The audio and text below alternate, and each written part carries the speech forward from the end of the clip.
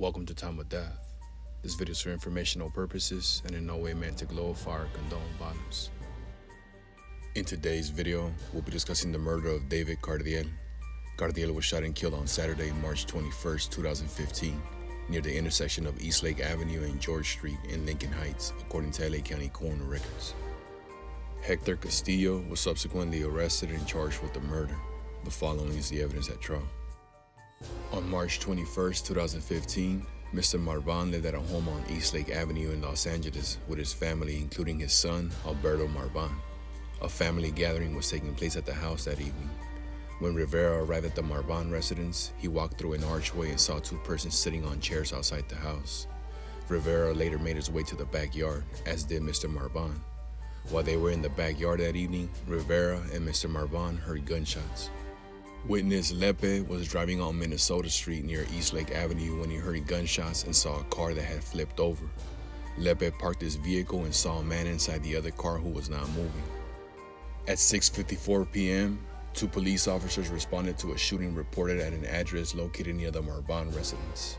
After arriving at that location, one of the officers saw a white SUV that had flipped over onto its passenger side. The victim, a Lincoln Heights gang member named David Cardiel, was the sole occupant of the SUV. The victim had sustained multiple gunshot wounds to his face and body and was pronounced dead at the scene. Police found no firearms on the victim. Officers thereafter canvassed the area north of the scene of the shooting. The officers subsequently asked the occupants of the Marban residence to exit the home and then conducted a sweep of the dwelling for suspects. One of the officers went upstairs to Alberto's bedroom, where the officer found defendant Castillo lying face down on the bed. Defendant, who was breathing heavily and sweating, was taken into custody. Police found a .7.62 caliber rifle bullet on the bedroom floor. Alberto's testimony indicates that he found the bullet at a park prior to the shooting and placed it on the floor of the bedroom. A detective entered a bathroom in the home, examined a trash can, and found therein a pair of jeans, an LA Dodger baseball cap, and a damp shirt that had been turned inside out. Inside the pocket of the jeans were 3 ID cards that bore the defendant's name, including a California ID card. The detective used the same gloves to remove each item of clothing from the trash can.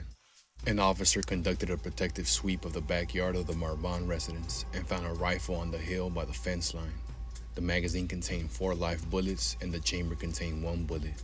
A glove was found under the rifle. An opening along the fence led to the neighbor's property. Police also recovered 3 cartridge casings, 2 of which were on the landing between 2 staircases in the front of the residence, a Monster Energy drink can in the front yard, and a spray can in the planter.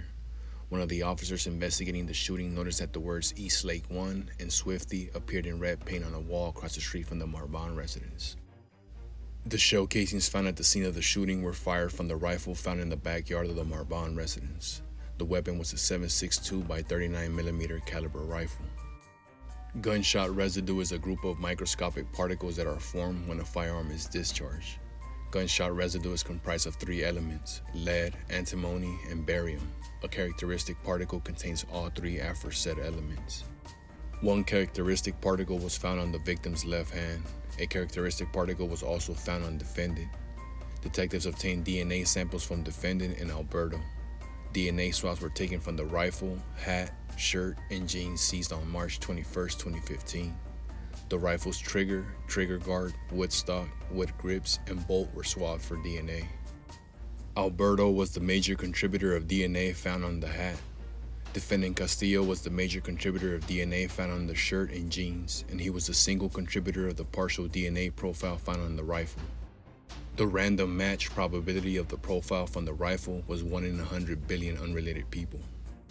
Eastlake is a gang that had 75 documented members in 2015, 20 to 25 of whom live in the area where the shooting occurred. Eastlake's primary activities include possession and sales of narcotics, possession of weapons, assault with deadly weapons, shootings, and homicides. The shooting occurred in territory claimed by Eastlake. LAPD officer Juan Cobian testified as a gang expert for the people. Officer Cobian testified that defendant was a self-identified Eastlake gang member who used the moniker Swifty. Defendant also made recorded telephone calls from jail in which he identified himself as Swifty. Defendant had tattoos with the words Lakers and East, which were indicative of membership in the Eastlake gang. In Officer Cobian's opinion, the shooting benefited the Eastlake gang because it created an atmosphere of intimidation in the community, and because defendant, an Eastlake gang member, believed his brother had been killed by the Lincoln Heights gang. Following the trial, the jury convicted defendant Hector Castillo of 1 count of first-degree murder, 1 count of shooting at an occupied motor vehicle, and 2 counts of unlawful possession of a firearm. The jury found true the gun and gang allegations. The court sentenced Castillo to a prison term of 50 years to life. David Cardiel was 37 years old at the time of death.